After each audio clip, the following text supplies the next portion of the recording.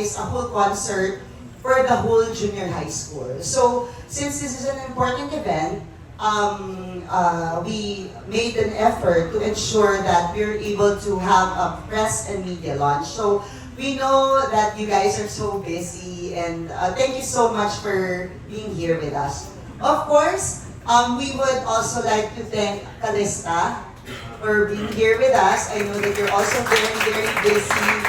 Beautiful dress. Thank you so much. So, before anything else, before we officially start, may we call on our prayer leader, RJ, to please lead the prayer. One of the press, later on, when we have questions, we would like to request for you to just say your name and what your affiliation is, so that we are aware if you are members of the print media or broadcast media and all that. So, right now, may we call on our CEO of the Katipunan Fund Drive, Mr. RJ Nicolas, to give an overview of what the project is about.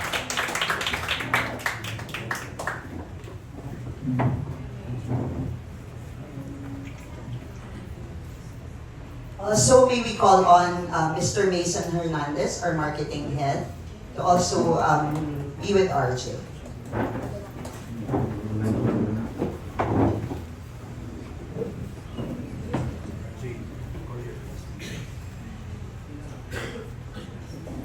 So, first of all po, I'd like to thank everyone for coming here and attending today. I know that it's been a very busy week for everyone, but I hope that we can all enjoy today's press con. So we are Horizon. So to introduce you, to familiarize you with our members, you have me of course as the CEO and next time. And our operations head for the project is gonna be Manuel Akpalasin. Manuel. And our finance head po will be Nicolo Magnambayan. Our marketing head beside me is Mason Hernandez. Our HR head is Izzy Reyes. Our executive secretary for the whole event is J.M. De Los Santos. Our stage director is Lorenzo Amandi. Our performer contactor is JB David.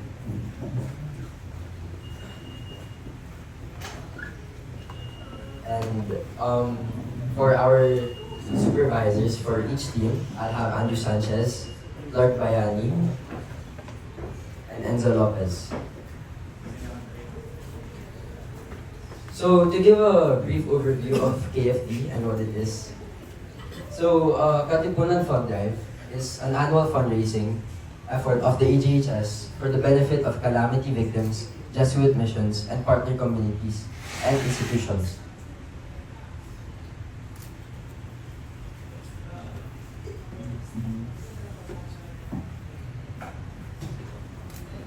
Okay, so many of you are probably wondering, why did we choose the name Horizon? So the horizon represents possibilities. The endless opportunities that stretch out before us, just as the horizon marks the meeting point between the earth and the sky. Our Katipunan Fund Drive is where our collective efforts come together to build a brighter future for our beneficiaries. It's about pushing past boundaries and expanding what's possible. In this concert, we aim to create an atmosphere where the energy, the beats, and the nights symbolize the vibrant future we are working towards. Every ticket sold, every donation made, and every person who participates is contributing to moving beyond the horizon, helping us reach new heights in education, accessibility, and opportunity. So that's it for our overview. Thank you, and if there are any inquiries or you are looking for updates, you can check us out at Horizon KFD 2025 on Instagram.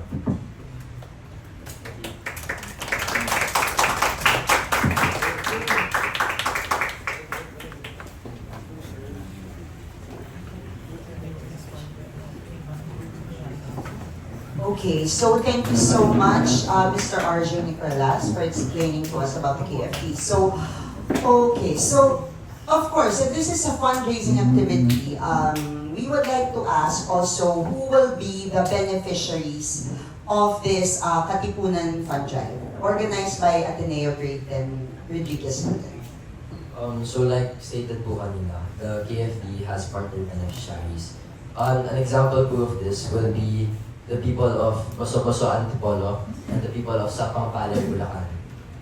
In CSIP po, we are taught that we should always help out the people that need help. And another example po will be the calamity victims. Last year po, there were a lot of thunderstorms and climate changes. So the donations and the money that was made by the KFD were given to all of those people. And of course, our Jesuit missionaries. Thank you. Thank you, RJ. Next, of course, this is a fundraising activity, so we need a source of funds. So, we are going to organize a concert. Is that correct? So this is a purely fundraising activity from scratch, which our boys organize. They're encouraged by the school to write letters, get sponsors. So book artists were also very generous enough to have a reduced rate because this is a fundraising. So thank you so much, our artists, for being so kind. Can you discuss who our artists will be for this event? So, beside me, of course, we'll have Melissa as one of the performing acts. Then next, we'll have, who can't be with us today, is Adi. And then lastly, for our band, will be San Pistola. And then we will have two student bands performing before our main artists. They are they are student bands formed in Ateneo. And lastly, for the last portion of the event, we'll have a DJ that will produce music for the students to have fun after the concert. So what sets this Katipunan Fund Drive apart from other events that apart from having wonderful artists, they will also have a rave party after. So it's gonna be great. We are inviting all the people who want to purchase the tickets, which by the way, can we maybe know the price of the tickets? So our initial price for the regular tickets will be 700 pesos. And then for the VIP tickets will be 1,000 pesos. The perks of the VIP tickets will be posted on the Instagram account next week. Okay, so this is actually an open event. So we are inviting everyone to purchase the tickets for this fundraising activity. This is not just for Ateneans. This is open to everyone. So, of course, RJ, what is the age bracket? Sabi naman nila may age bracket daw yung attendees. But of course, any age is allowed to attend. But ano yung preferred age ninyo ng attendees? Our target market po will be students or people at the age of 13 to 21. This is of course, since it's a rave po, we wouldn't want people to get hurt. And since we want the younger generations then po to watch and see the Filipino artists perform, since a lot of our younger generations are more focused on the American side of things. Thank you. Okay, thank you. So, by the way, Adi would really like to attend. Unfortunately, he is an endorser of KFC. So, since this is Kenny Rogers, the manager had to beg off kasi it's not allowed. So, St. Lola meantime has another event in Pampanga. So, but thank you, Calista, for being here and engaging the event with us. Okay, so it's time for our Q&A portion. Okay, so maybe please ask our dear best people, if you have questions, please say your name and what your affiliation is. I'll just ask the mic. Hi, good afternoon. I'm Kate Adahar of randomermovie.com. My question is, for which class is this project? And so far, what have you learned from doing this project? Our class po is Ten Rodriguez. From this project, as one of the leaders in this project, I've learned a lot of things. Sorry. I've learned how to lead a team, and I've learned a lot of things about my classmates through their help with me, and I've learned how to communicate with artists, their managers, and how to get sponsors. Thank you. Just for clarification, what is 10 Rodriguez? Is that a subject? 10 Rodriguez is a section po, from one of the blessed people in the Bible. Thank you.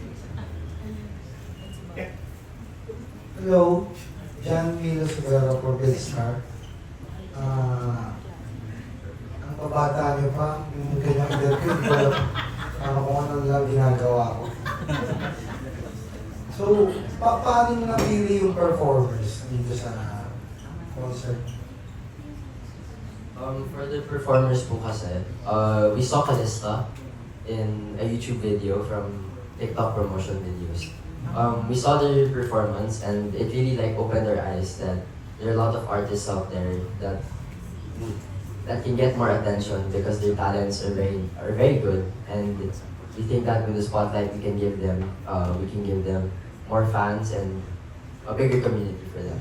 And then for the other artists po, Adi was a very big artist, so we wanted to get an artist to raise the standards then go with our other artists. So Sotki's Lola will be our band since we want to give the students a nice experience to see our Filipino bands po, since like I said, they're more into the western side of music. Thank you. Sa Calista naman, kasi parang kung yung panahon namin dati, parang hindi kaya mag-concert ng parok ni Edgar, ni Ogie Diaz, saka ng sex bomb dancer ng isang concert. Ogie ang klase. May isang doon, di ba? So, naniniwala ba kayo na parang, kasi sinabi ata na Raymond Manasigat na ngayon yung golden age ng OPM. Kasi sabay-sabay, iba-ibang genre, sikat lahat.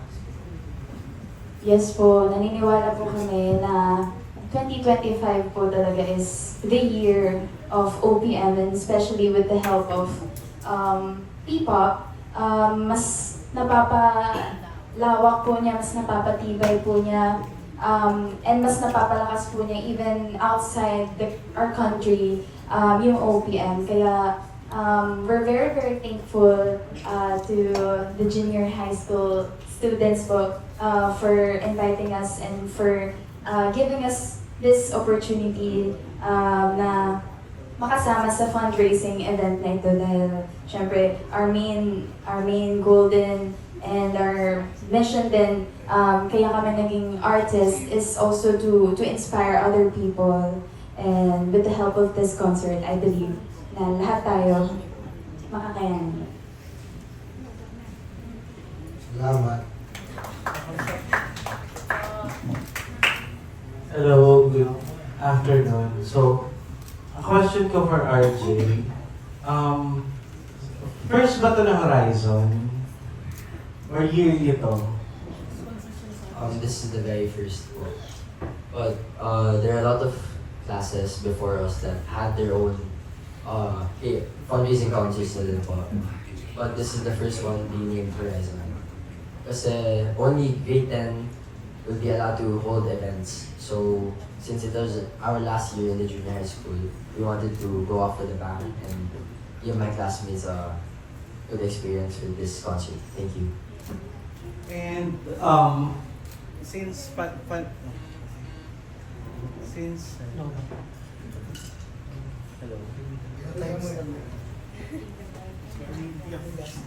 Ayun. May pinagpilian pa ba kayo na other than concert na magiging fundraising? Or ito talaga yung parang unanimous for everyone? Ito talaga po. Ito po talaga yun. It was unanimous for the whole class. And last one, curious lang ako, paano ba mag-party pumunta sa concert ng isang mga Ano ba kayo, Jen? Ano ba talaga? Well, Gen Alpha daw. Ayan. Paano ba mag-party yung mga Gen Alpha? Abot pa po kami sa Gen Z, so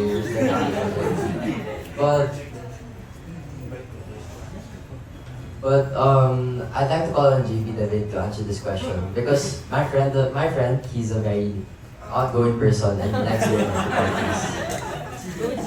Sige. JP is the great. Paano ba mag-party ang isang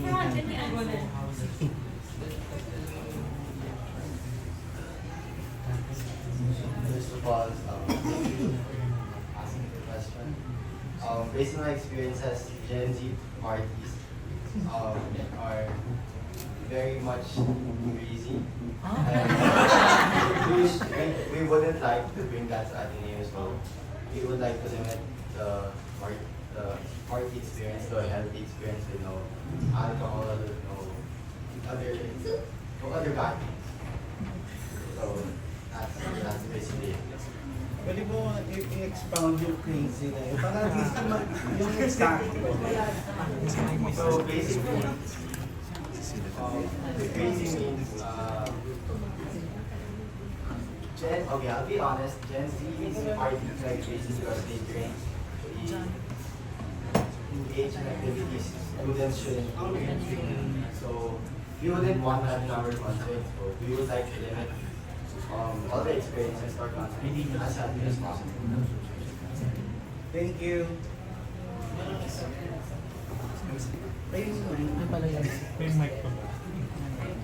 Okay. Hi, I'm Biggs from Biggs Bus. Pero medyo ano ko lang kasi di ako pasok sa age bracket. No? Everyone's welcome naman. Ah, Everyone's welcome naman. yes. Wow, thank you. But, is this something you would like to do more in the future? Or do you have a different event for them? Would you like this to be a tradition? Annual event. Since Because they're not going to be in the school anymore. Yeah. Since KFD po will be, since it's our last year as classmates po for being a block section, for me po, I think this is a once in a lifetime experience kasi mahirap din po kasi magpatuloy ng concert and mahirap din po yung mga pinagdaan namin. So maybe this will be first and last for me. But for my team po, their experiences will always be open for them. So I'm sure they'll want to have another experience like this in the future. Thank you. Hi, I'm John Buena from Kodak.com. I'm a lifestyle blogger. First of all, congratulations. The concept alone is kind of crazy if I were in your age. That's probably like a couple of years. But how was like the production of this? How did it all happen? Who planned it, and how did you like come about like the plan to have a concert? It was a unanimous vote po from the class, and of course, the event wouldn't be possible without my team, Mason, and my other team members po. All of us decided that this will be hard, and we will put a lot of effort into it. So we all did our best in the past 4 months since last year, and thankfully we were accepted by the school to host a concert. And yeah, it was a good experience for all of us to plan on what event we would be doing. Going on that point, RJ, right? Yes. What were your professors' reaction into you like just coming up like we want to have a concert? Our professors' reactions pa. A lot of them were happy that a lot of us are planning to host a big event, knowing that it will bring a lot of pressure onto us and our classmates. But they were supportive naman po, and they helped us in everything we did. I'd like to thank my teachers for all the support they've given us. Kahit na sometimes makulit kaming maging leader, and sometimes hindi kami naging cooperative. They still helped us with everything we needed. So, thank you po. Alright, and siguro kay ma'am, Ms. Bonina? Ms. Kirsty, can you tell us, how about naman po yung mga parents? Were you like, na ano ba kayo, nag-gold ba kayo na ganito yung tinan ng mga kids niyo? Hi, good afternoon, sir. Yeah. Yes, actually, nung sinabi po nila sa amin na magko-concert, talaga pong medyo, kami mismo na nagulat. And then, first na tinanong, so tayo kukuha ng funds, malaki yan. So, yun nga po, nag-ano rin kami, without ako na nila sa amin with their teachers. So, nagkaroon kami muna ng discussion, maraming, ano po ito set ng meetings, and then finally na-approve sila. And then after na-approve po sila, bring up ko naman po doon sa whole class. Kasi hindi po namin magagawa to na with the leaders like the parents. Of course. So, in-involve po namin ang buong ng buong parents ng buong section ng Tenor Places. And then, from there, nakakuha po kami ng nag-support. From zero po talaga yung yung aming finances, and wala naman po talaga itong this is not a regular activity. Yes. So, from zero, and then every day, nakikita namin, and then naniniwala po kasi kami na yung kakayahan ng mga boys na to handle and to lead ng ganito po kalaking event. And before po kasi, parang nag-join yung dalawang section. But this time, nagkano po kami na one section sila. Kaya talaga pong medyo, maraming nagugulat. But then, dahil nga po sa leadership ng mga boys, confidence. So, kaya nga po, nung nakita namin yun, mas lalo din po namin silang sinuportahan. With the help po ng mga parents store at the whole class. Yun po, kaya sabi nga namin, this concert will be 100% sold out and beaten. With your help po, with your help. Thank you. Do you probably know like how many people are expected to be there in the concert? The capacity po of our venue, which will be the covered courts, it's gonna be 2,500 now. 2,500. So we're hoping to sell at least 2,000 tickets. Alright, thank you. Siguro kay Sir Jenna, yung next question ka. Since you're gonna be directing the show, what's gonna happen with the program? I'm sure it's gonna be like a huge, undertaking to do that because there are several performances and of course the crowd safety. I'm probably sure that you have plans for that as well. Can you tell us a little bit about it? So, Horizon features live performances of these artists, Lista, Sanchez Lola, and Ali. The more important thing about this show is that we want to send a message of hope and solidarity since it advocates for social change, community empowerment.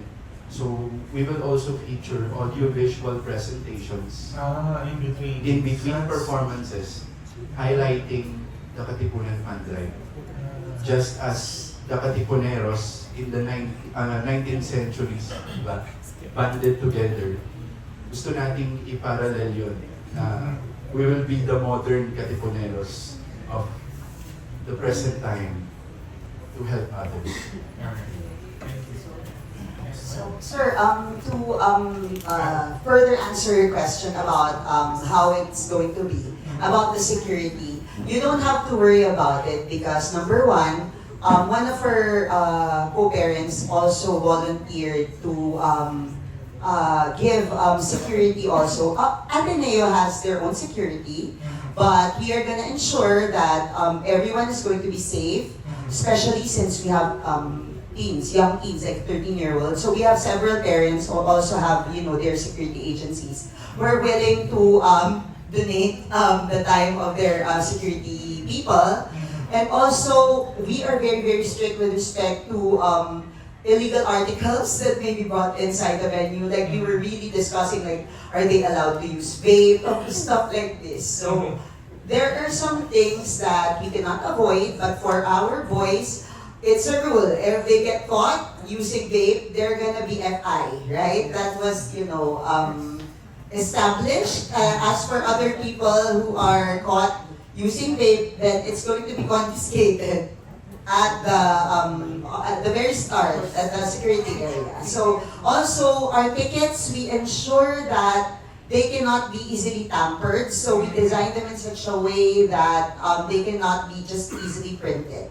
Alright. So to ensure that you have an amazing experience when you watch the concert and be safe as well while being there. I'm sure you have ample amount of parking as well, because there's...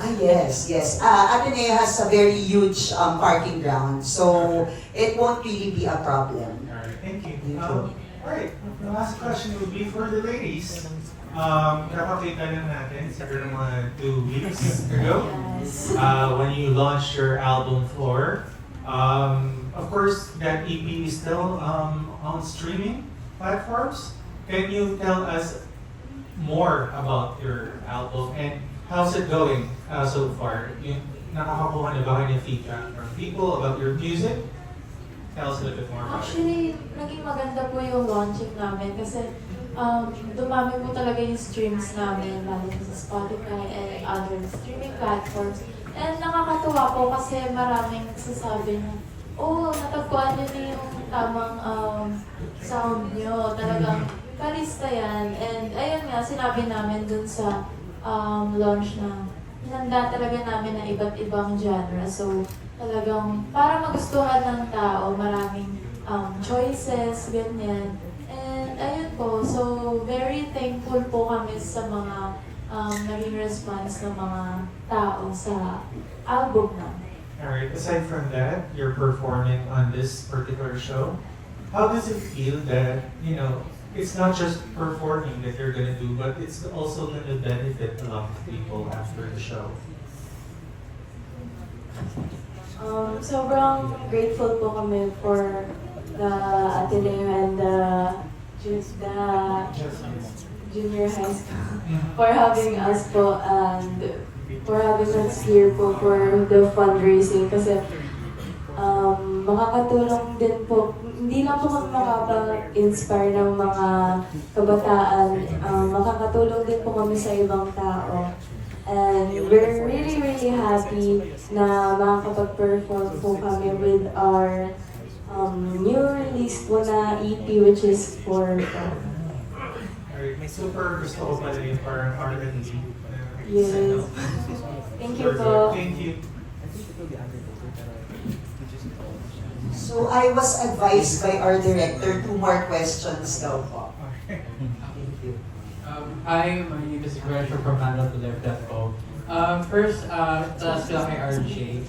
Given that there are also big fans of Calista, Sankis Lola, Abdi, hindi ba magkakaubusan ng tickets or yun nga, mawawalan ng tickets yung mga taga-Ateneo dahil nga, malay natin, mag-sold out agad yung mga tickets. So how will you handle that? Of course, as a concert for the junior high school, we're gonna prioritize our students, my fellow students. So we're gonna start the in-person setting muna sa campus itself. So malamang, only Ateneans will get to buy it since it will be sold on the junior high school campus. Then we'll start the online setting for outsiders. Also, the week during the launching of the in-person setting. And hi, good afternoon. My question for RJ. Ayan. How would you describe, or kung sino yung part ng organizer, no? How would you describe yung overall vibes ng concert? May mga install ba kayo ng mga booths, or ano yung activity the whole day? Parang ganyan. So the concert will have food concessionaires at the back of the venue. So everyone will be given a chance to eat, of course. Tapos the vibe of the concert will be, like I said, Horizon. So it's gonna be a very uplifting and wholesome concert naman po. So the vibe will be, there's gonna be a little bit of a party vibe, but of course the crowd control will be fixed and it will be watched over by our security. So the concert will be a very fun experience naman po, and the vibe will just, like I said, uplifting and happy.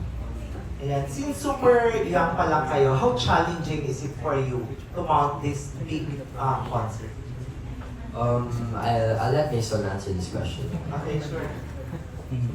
Hi, so I'm Mason. I haven't been able to speak yet, sorry.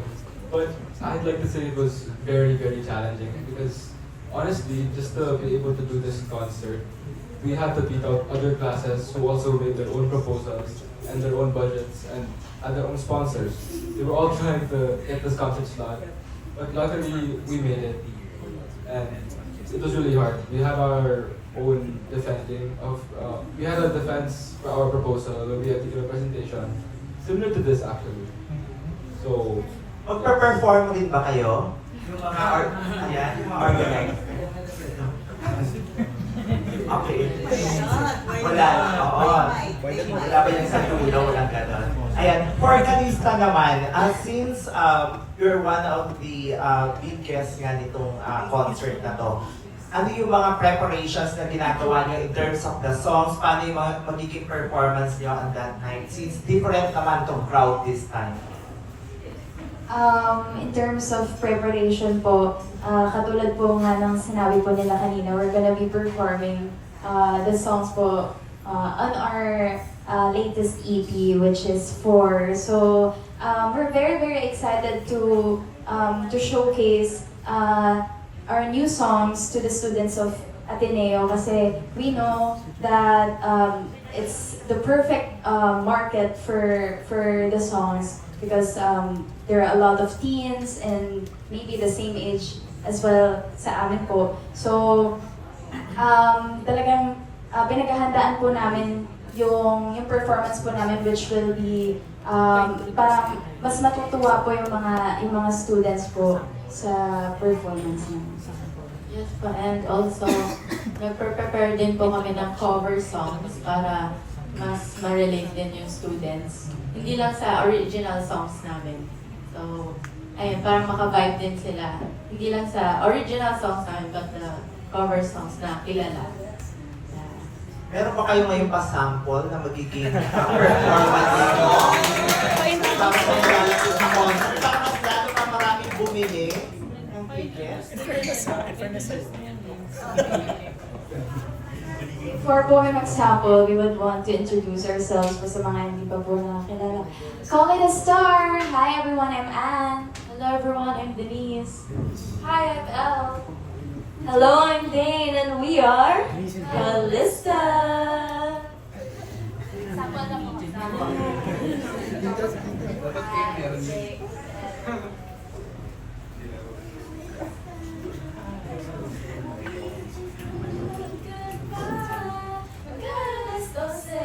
Kailangan ng lumisan sa pagdating ng oras, biglang mawawala. Ngunit sa puso ko'y ikaw ang tadhana. Kahit sandali lang na lumigaya, sulitin natin ang bawat oras. Alas 12, alas 12, tarata, tarata.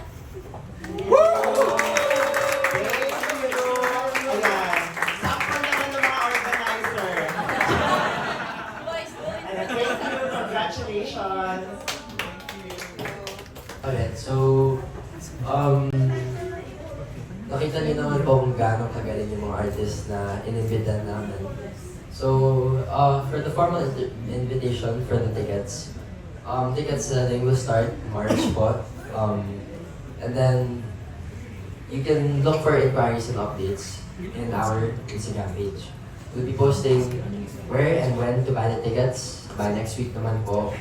And then, hopefully, we get to see you guys on the date of our concert. Thank you po.